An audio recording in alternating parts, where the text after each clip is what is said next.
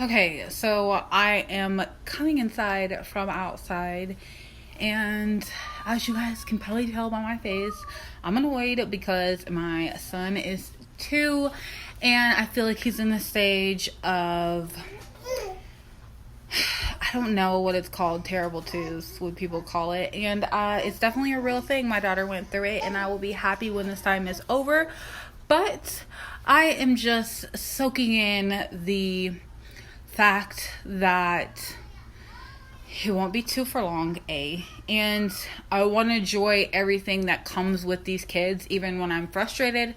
So, taking a deep breath, I'm going to wash their hands and make them lunch, and then maybe we can talk about something, chat. You guys can get to know me. Don't worry about my nails.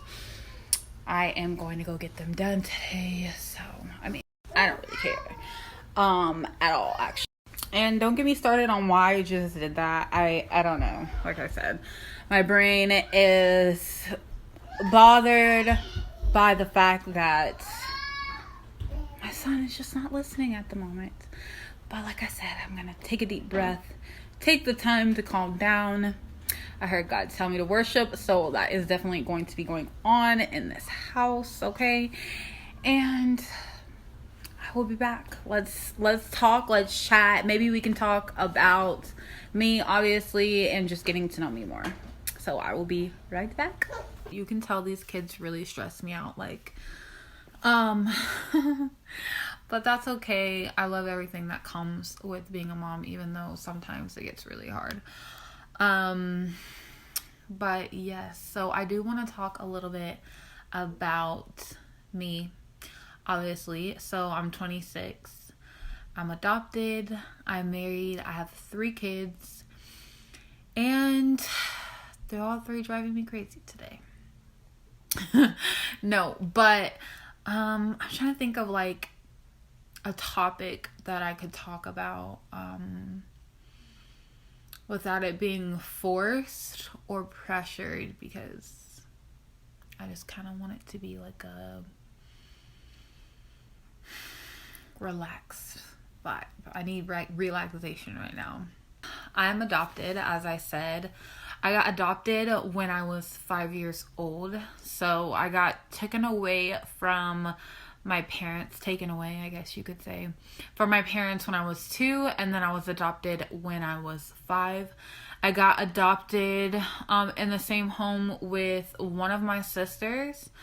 And then my other brothers and sisters, they got adopted into a different family.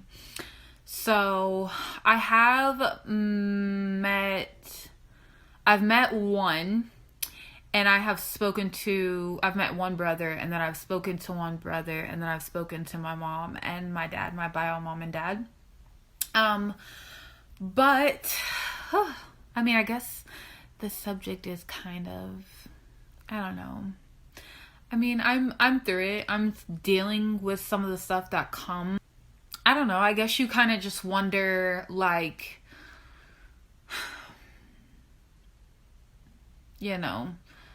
are you loved? Are you cared for? What is the purpose that God has for you?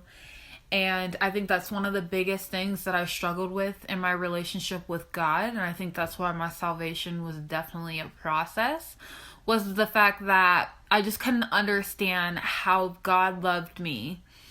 Then he would allow me to be adopted. He would allow me to go through the things that I went through in my adopted home. And, I struggled really, really hard when I first got saved. And I think that I was just running for a long time. And, I got tired of running. I got tired of asking, the same things. I got tired of being, mad at God. And so, I would get so angry when he would speak to me, and it's just because I didn't understand. And God really, really healed me.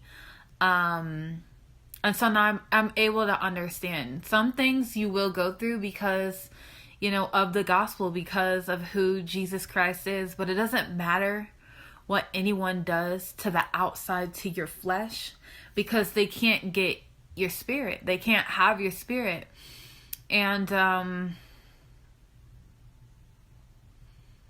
don't know, I never understood why God would always tell me that, like, he would remind me of the woman at the well, or he would remind me with the woman who had 5 husbands. I think that was the woman that was at the well. That's my favorite story in the Bible, because I would say I used people who fill me, and not necessarily men, just anyone. I would cling and hold on to anyone that I could feel a tangible love, that I could feel and wonder, am I really loved?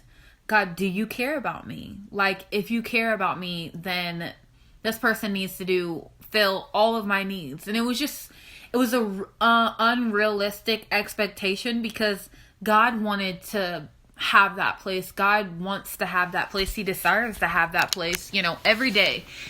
With me, he desires to have that place. And I'm okay with him having that place, Even with my husband, he can't fill all of my needs. That's like a unreal expectation, to have a human being fill something that only God can fill and only God can do. And I like the place that I'm in. I like the space that I'm in, that when something is going on, I can call it to Jesus. And of course, I have good godly people that can help me, and I have my husband. But when you experience the feeling of God, you're kind of just like, I'm just content with going to Jesus now. I'm content with feeling that and being in wonder and in awe. And like I was saying in my last video, feeling like I'm a kid again. And I have so much peace. It's ridiculous. Like, even through today and my kids getting on my nerves, I felt so much peace. And so I know that every adopted home, I should say, isn't bad. I know that there is homes where people get adopted to, and it was really good. And there's some that aren't. And I don't want to stay in the place of whys. I want Jesus more than I want to understand. And I did not realize at the time how powerful that was going to mean for me, and how much it was going to affect me. But it did. It didn't at that moment. And it hurt to hear that, because I want to know all the questions. I want to feel him, the person who made that quote, I guess I should say, like, you want to feel the tangibleness of, God, what are you doing? And what are you up to? And so I wanted to feel that. I'm sure you just heard my stomach.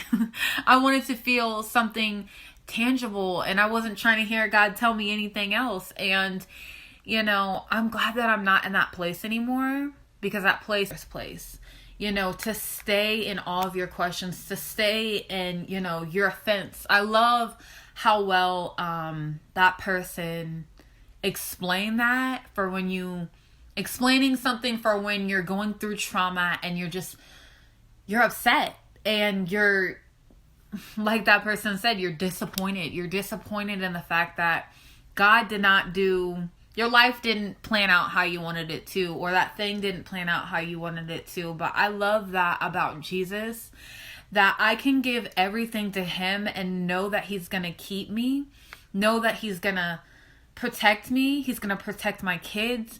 He's protecting my family. He's protecting my mind. He protected my spirit when he died on the cross for me. And so I love the healing. So I definitely would say, if you are dealing with trauma in any type of way, no matter how big or how small, stay connected to Jesus, because you belong. Like, you belong in Christ, like in his church. We are his bride, and I love that we are his bride. I love that God took everything that I went through, and I get to see the fruit of it. I get to see how much he loved me and how much he cares for people. And when you see how much God cares about you, like, you see it tangibly in a way, it changes you. Like, it does something to you to know that God cares about you and everything that you went through. And so, like I said, I don't know. Healing is so huge, and giving God a chance. Not saying God show up now, but just giving God a chance to show you like how good he is and how much he went before you. And he's amazing. He truly is. And I'm so excited because this time it feels like, you know, when you go in and out of church or you keep trying Jesus, but it feels like nothing really happened. And then it's that one time that he just calls your name. He looks at you and something is different. Your walk, your talk, you know, how you think, everything is so different. Like it feels like a physical, like he physically pulled me out of the hell that I was in. And now I'm free. I'm flying and I'm floating in heaven. In eternity, heaven is where I belong, is where I will end up. I keep trying to hold in my tears so I don't mess up my makeup. I know it's good to let that kind of stuff out. But yeah, even in my marriage, I used to think that God was so cruel. Like when things didn't plan out the way that I thought it would, like, you know, things in my marriage or things when I gave birth to my kids or just my life in general, I guess, you know, like it didn't plan out the way I wanted it to. And I used to think that God was like really mean because I'm like, why aren't you letting things happen the way that I envision it, the way that I plan it? Why doesn't it feel like how it's supposed to feel? And that's the place that you have to move past. If you keep pressing past that place, I promise God will show you that he's been there the whole entire time. And he'll just see. You have to see for yourself because words cannot express it. You have to experience it. And when people used to say this to me, I used to get so annoyed. I was like, girl, stop. You know, I would have people that I'm close with now text me, come to my house, tell me, you know, rooting for me, telling me to keep showing up. And I didn't care what nobody said. I was doing what I wanted to. And, you know, it's a dangerous place to be in that place. Don't stay in that place. Press past all your feelings and all your emotions and allow God, give him time and space to show you that he is good. That he is, you know, he waited for you. He's waiting for you now. He's giving you time whether you're 20 or 5. So just give God that time and space and he'll show you that he's all around. But I love you guys. I'm excited to chat with you guys next time. I kind of want to do something fun or funny because I love laughing. I love a good joke. Like if you can give me a good joke, like I like that. I like being tickled. That was kind of weird, but anyways, I'm working on not overthinking things. But